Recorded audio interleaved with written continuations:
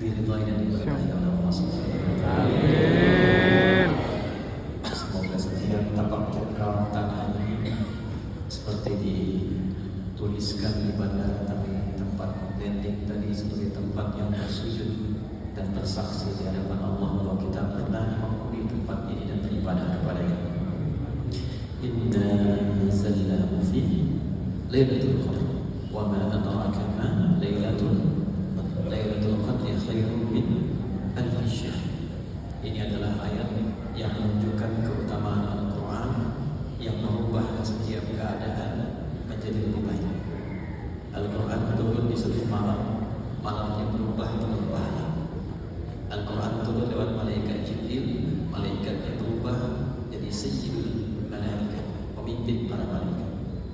Al-Quran diturunkan oleh Rasulullah SAW, beliau menjadi sayyidul anbiya wal mursalin. Al-Quran turun di Makkah, Makkah di Mubarakah. Al-Quran turun di Madinah, Madinah di Munawwarah. Maka tidak ada tempat yang di dalamnya dibacakan, ditilawahi dan diamalkan Al-Quran kecuali tempatnya berkah dan kebaikan. Jadi bila tadi kita berkata amin, tempat ini berkah, maka hidupkan salah satunya dengan cahaya Al-Quran, baik itu digunakan dalam sholat ataupun dalam aktivitas kebaikan kehidupan kita. Hadirin sekalian, tadi sudah banyak disampaikan dalam khutbah. Jadi kami hanya ingin melengkapi untuk mengingatkan saja bahwa sekarang masih di bulan Al-Muharram. Tolong bedakan, ada Muharram, ada Haram, ada Al-Muharram, ada Muhrim, ada Ihram. Bedanya Muharram segala yang diharamkan. Mencuri haram, menipu haram, mencela merendahkan orang itu haram. Segala yang diharamkan, yang dilarang itu disebut dengan haram. Hukumnya disebut dengan haram. Orang yang berupaya menanggalkan segala hal yang dilarang disebut muhrim. Pakaiannya pakaiannya haram. Oleh karena itu dalam umrah dan haji ketika menggunakan pakaian ihram, dia berkomitmen untuk menanggalkan dan meninggalkan segala yang dilarang Allah sejak saat itu sampai dia selesai kebaikan ibadah.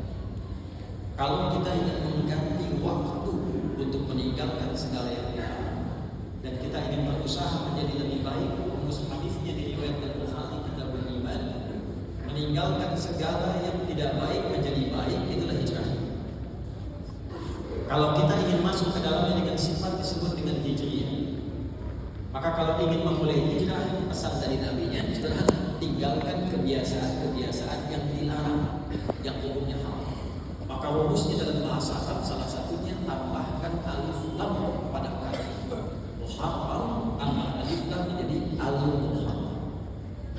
Bulan pertama dalam kalender hijrah disebut bulan al-Muharram. Untuk memberi pesan bahwa jika kita ingin mengawali tahun dengan baik, menjadi orang lebih baik, usahanya baik, semua pekerjaannya baik, maka mulailah berlatih dengan meninggalkan segala yang dilarang oleh Allah Subhanahu wa taala. Bahkan ini tolong dicatatnya, zaman jahiliyah saja makna Al-Muharram sudah dipraktekkan sebelum datang Islam.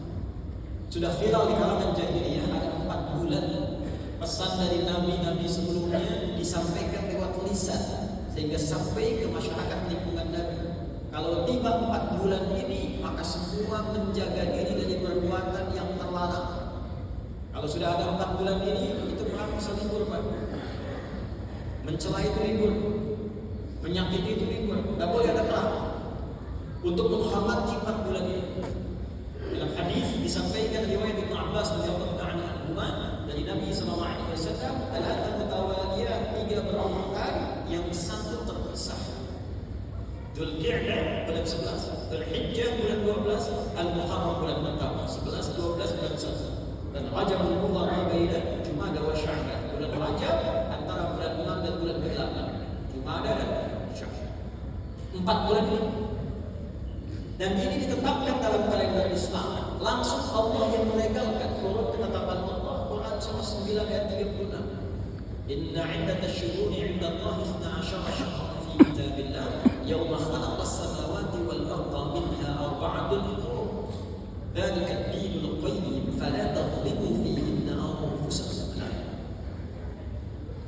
Inna tuh. Kalau yang ngaji di pesantren kita hafal itu. Inna harfun nasbin wa tawkilin tamsikul isma wa tarfa'ul khabara mabniyun 'ala al-fathi la mahalla lahu min al-i'rabi. Inna itu huruf taukid dan nasab. Kalau difungsi kalimat menjadikan kalimat setelahnya harakat fathah. Kalau jamak mudzakkar salim dia pakai ya, muannas salim pakai kasrah, ujungnya harakat pakai kasrah i. Kan? Tapi dia mubalaghah saat masuk kita ke fiqhul lughah, ma'anil huruf, maka nasab itu artinya nasab rajulu asahu fil ardi. Seseorang tancapkan dengan kuat tongkatnya di bumi tidak goyah. Nasab itu berfungsi menancapkan informasi dalam jiwa dan jangan goyah saja. Inna iddatash syuhur, kata Allah, tancapkan informasi dalam jiwamu yang paling dalam. Jangan pernah goyah. Jaga, kuatkan itu. Sejak aku mencipta langit dan bumi telah menetapkan 1 tahun 12 bulan. Yauma khalaqas samawati wal ardh, dari 12 bulan ini setahun, minha arba'atun hurum, ada 4 bulan terhormat. 4 bulan itu terhormat di sisi Allah. Jadi mesti dijaga kehormatannya. Penjagaan kehormatan itu menjaga kehormatan kita. Karena kita ini lahir terhormat. Ya, kita makhluk Allah khaliq. Wa idz qala rabbuka lil malaikati inni khaliqun bashara. Satu-satunya Tuhan yang menyebut dirinya khaliq dalam kitab suci-Nya hanyalah Allah. Quran surah 15 ayat 28. Inni khaliq. Kita yang tercipta disebut makhluk. Karakter kita, bawaan kita disebut akhlak. Wa innaka la'ala khuluqin 'azim, surah Al-Qalam. Tunggalnya khuluq. Jadi makhluk sifatnya akhlak, tunggalnya khuluq, penciptanya khaliq. Nah, semua yang melekat pada akhlak itu saat diciptakan semua kita mulia, terhormat. Misal maaf ya, mata ini diciptakan dengan mulia. Karena mulia dan terhormat maka tidak boleh digunakan untuk melihat yang tidak baik. Itulah sebabnya muncul hukum haram dari kata hormat, seakan dengan kata hormat dilarang supaya tidak hilang kehormatan. Maka muncul larangan, jangan lihat aurat begini, jangan lihat yang seperti ini. Sebab saat melihat runtuh kehormatan kita di hadapan. Kenapa lisan dilarang berdusta, wa lil mukadzimin? Kenapa dilarang mencela, la yasrafu minkum? Kenapa dilarang ghibah, la yaghdab ba'dukum ba'dha? Karena saat lisan ini mencela, kehormatan kita akan hilang. Ini kehormatan yang melekat pada seseorang disebut dengan taklim. Sifat yang melekat kalau sudah ada sampai dibawa pulang namanya karamah. Itu yang melekat pada diri kita. Itulah yang dimaksud Quran surah 17 ayat 70. Walaqad karramna bani Adam wa hamalnahum fil barri wal bahri wa razaqnahum min at-thayyibat wa faddalnahum 'ala katsirin mimman khalaqna tafdila. Pakai dengan lam dan qad, lamnya tauhid, qadnya tahdid.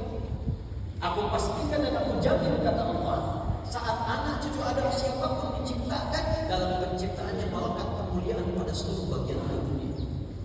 Jadi bukan hanya fisiknya yang sempurna.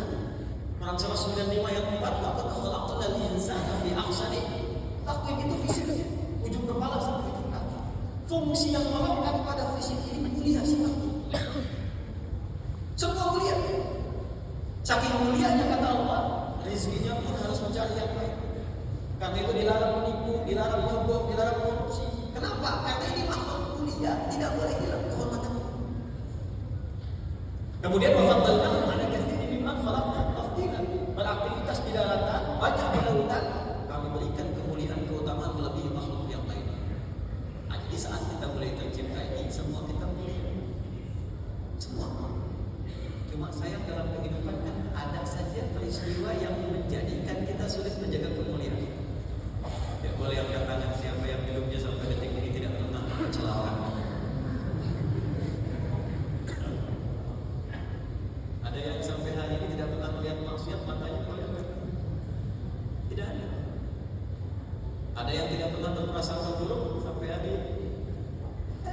Ada saja. Nah, untuk mengevaluasi itu ada harian, ada makanan, ada bulanan, ada tahunan.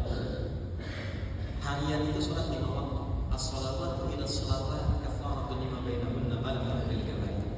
Sholat satu ke sholat lainnya otomatis yang kecil-kecil gugur sepanjang dosa besar. Sepanjang bukan dosa besar.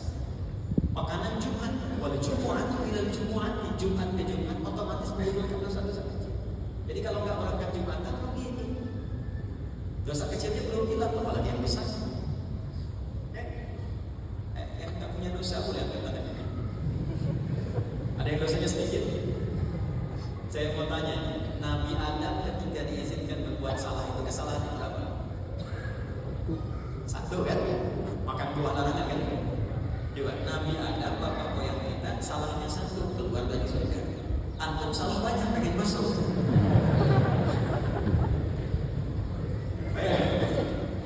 Nah, tapi memang karena Allah Rahman Rahim dan Nabi kita itu begitu rohani sifatnya, sehingga kalimat Rahman Rahim ini menjadikan semua umatnya Nabi Muhammad khususnya tidak boleh pulang kepada Allah kecuali diberikan jalan untuk membersihkan dirinya dari dosa.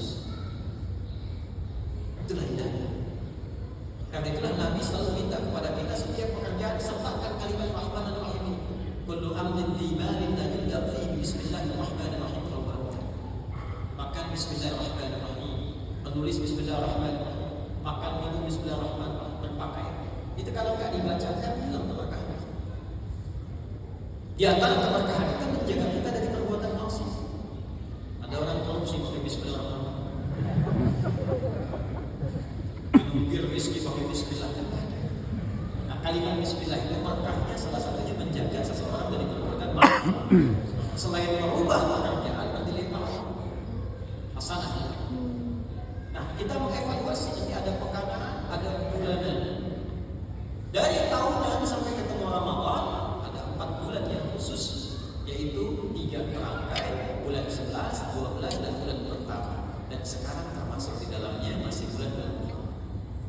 Jadi saya ingin mengingatkan bahwa untuk diri kami dan kita semua jaga kehormatan bulan ini dan tolong gunakan untuk melatih diri menjadi lebih baik. Itu fungsi bulan ini.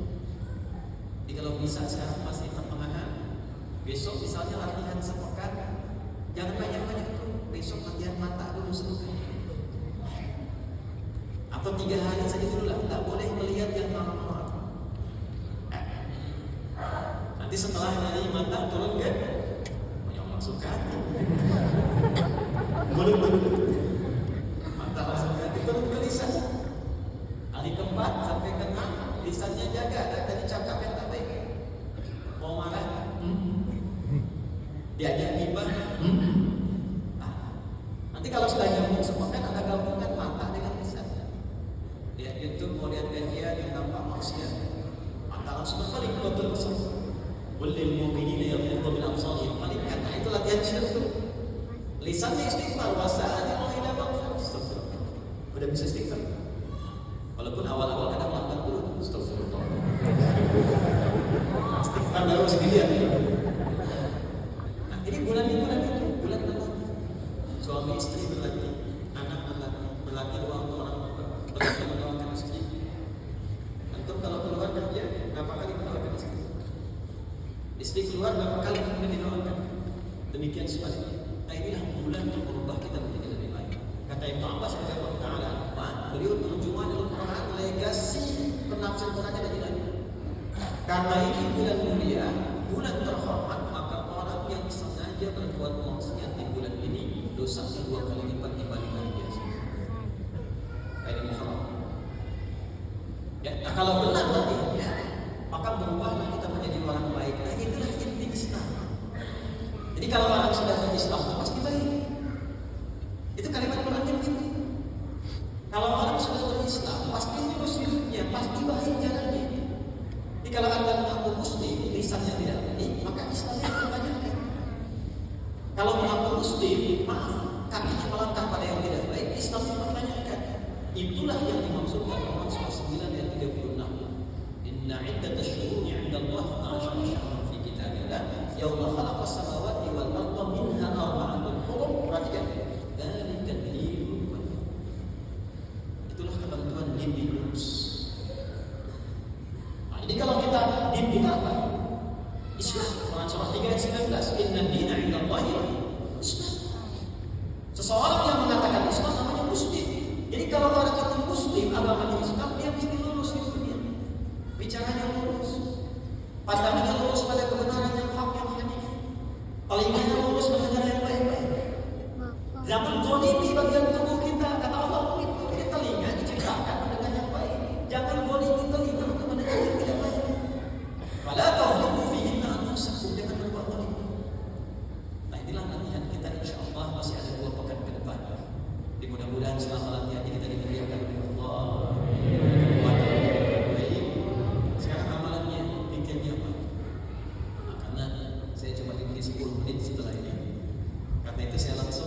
sampaikan hadis dari Nabi saja. Nabi pernah ditanya oleh sahabat, riwayat Muslim dari sahabat Abu Hurairah radhiyallahu taala anhu, su'ila ayat Nabi sallallahu alaihi wasallam, Nabi sallallahu alaihi wasallam pernah ditanya, ayyu salatin afdal ba'da maktubati ya Rasulullah. Ya Rasulullah, salat apa yang paling utama setelah salat yang 5 waktu? Wa ayyu siyami afdal ba'da syahr Ramadan, dan puasa apa yang utama setelah puasa Ramadan? Nabi sallallahu alaihi wasallam menjawab, perhatikan kalimatnya, afdalus salati ba'da al-maktubati as-salatu fi jawfil lail. Salat yang paling istimewa setelah salat 5 waktu itu di hadapan Allah adalah salat malam, tahajud. Kata para ulama di tafsir hadisnya, kenapa jadi istimewa? Karena yang pertama, salat malam itu ditunaikan dalam keadaan sunyi sehingga potensi riaknya berkurang. Kalau siang banyak yang riak, belum datang jemaah Jumat khusyuk sekali, biasa. Nanti datang lagi jemaah lebih banyak tambah khusyuk. Tapi yang lihat banyak bisik, sentuhan ke hatinya sedikit. Salat malam belum tentu ada. Hubungan kita langsung dengan Allah, hati kita lebih tertata. Inna nasyi'atal laili hiya ashaddu wat'an wa aqwamu qila. Al-Qur'an 3 ayat 6 lebih menyentuh kepadanya. Nah, yang kedua poin intinya, ya Rasulullah, puasa apa yang paling utama setelah Ramadan? Kata Nabi, kalimatnya siyamu syahrullahil muharram, puasa yang ditunaikan di bulan Al-Muharram. Jadi amalannya ijazahnya langsung dari Nabi manusia. Kalau ingin berubah jadi baik, melatih bagian tubuh kita dari kepala sampai kaki jadi baik, maka banyak-banyak puasa di bulan Al-Muharram. Tanggal 10 sudah lewat, 9, 11 sudah selesai, boleh besok puasa, boleh. Kalau ingin tunggu Senin supaya ingin memulai, boleh. Berhenti dulu Selasa, Rabu, Kamis puasa lagi, boleh. Besok ada Ayyamul Bid, tidak mau puasa, boleh. Boleh perbanyak Senin, Selasa puasa, Rabu istirahat, Kamis puasa, boleh. Mau puasa Daud tapi diniatkan di bulan Al-Muharram, boleh. Ingat cuma puasa Daud ya, sholat Daud tak ada. Subuh sholat Daud tidak, asal sholat Daud itu tak ada. Nah puasa, jadi kita perbanyak, tapi niatnya, ingat niatnya puasa Al-Muharram untuk memperbaiki diri kita. Kenapa puasa? Karena puasa itu amalan paling singkat yang mengumpulkan banyak kebaikan, taat dan menghindar maksiat. Orang kalau puasa jangankan sholat fardu, sholat sunnah dikejar. Orang kalau puasa yang tak baca Quran, dia bisa baca Quran. Orang tidak puasa, ada orang minta belum tentu diberi. Kalau puasa dicari-cari. Itulah hebatnya puasa. Puasa mencegah maksiat. Orang puasa itu, mohon maaf, semua perbuatan maksiat pasti ditahan. Walaupun motivasi awalnya takut batal puasa. Ada tetangga itu semua marah saya dengan cerita dari kamu, parah sekali tiap hari marah. Waktu puasa berhenti marah. Buka pukul 6 kurang seperempat, ada tetangga provokasi. Dia lewat sama istrinya, dia tak marah. Istrinya tanya, abang kok tak marah? Tapi habis maghrib. Habis maghrib pun dia ingat takut batal dan hilang amalannya. Maka tertahanlah itu. Maka ini yang ingin saya ingatkan kepada kami dan kita semua. Mudah-mudahan kita diberkahi oleh Allah Subhanahu wa taala. Yang terakhir saya ingin ingatkan nama masjid ini Al-Falah. Ada Fauz, ada Falih, ada Falah, itu beda. Kalau sukses saja belum tentu bahagia, itu Fauz. Orangnya Faiz, perempuannya Faiza, sifatnya Fauzi, mubalaghahnya Fauzan. Jadi kalau ada yang namanya Fauzi, Faiza, Fauzia, Fauzan itu orang yang akan sukses dalam hidup. Walaupun belum tentu bahagia. Kalau bahagia saja belum tentu sukses, namanya Farihah. Sifatnya Farah. Sifat laki-lakinya Farhan. Namanya Farhan diharapkan bahagia selalu. Walaupun belum tentu. Kalau ingin sukses dan bahagia, maka ubah kalimatnya menjadi falah. Itu artinya sukses dan bahagia, sukses dan bahagia, sukses dan happiness. Kita diperdengarkan 5 kali sehari kata falah. Di telinga kita bahasa Arab telinga itu udhun, jamaknya adzan. Hayya 'alal falah, sudah sukses itu. Sudah bahagia belum? Jangan-jangan pekerjaan sukses tapi belum bahagia di rumah tangga. Jangan-jangan bahagia tapi belum sukses. Maka kuncinya apa? Dekati Allah, agungkan Allah, dan dekatkan dengan sholat. Itu kunci utama falah itu. Pekerjaannya kalau diikat aflah, orang ini disebut kufri, amalan pertamanya sholat. Qad aflaha mu'minun alladzina hum fi salatihim khashi'un. Untuk itulah yang saya maksudkan. Nama masjid itu oleh ulama kita dibuat bukan hanya menunjuk pada nama, tapi ada sifat yang diharapkan melekat pada orang yang ibadah di masjid. Jadi kalau kapan lagi masuk ke sini, hilangkan semua terkait dengan dunia di luar. Khusyukkan diri kita menghadap Allah sehingga Anda merasakan perbedaan ketika masuk dan keluar. Upayakan ketika masuk dan keluar dari masjid ini kita mendapatkan perbedaan dalam hati kita. Tanda pertamanya, perhatikan kalimatnya di Quran surah keempat ayat 100, ada kelapangan dalam hati. Dunia belum dapat itu karena dunia terlalu kecil. Orang yang mendapatkan falah yang Allah pertama berikan bukan dunia, tapi ada kelapangan dalam hati, kenikmatan ibadah, kedekatan dengan Allah. Berbahagialah kalau itu sudah dapat, baru dunia diberikan. Wa may yuhajir fi sabilillah yajid fil ardi maraghatan katsiran wa sa'a. Ketika hatinya sudah lapang, sudah bisa mengelola kehidupan, maka Allah berikan apapun yang bisa dia kelola, yang bisa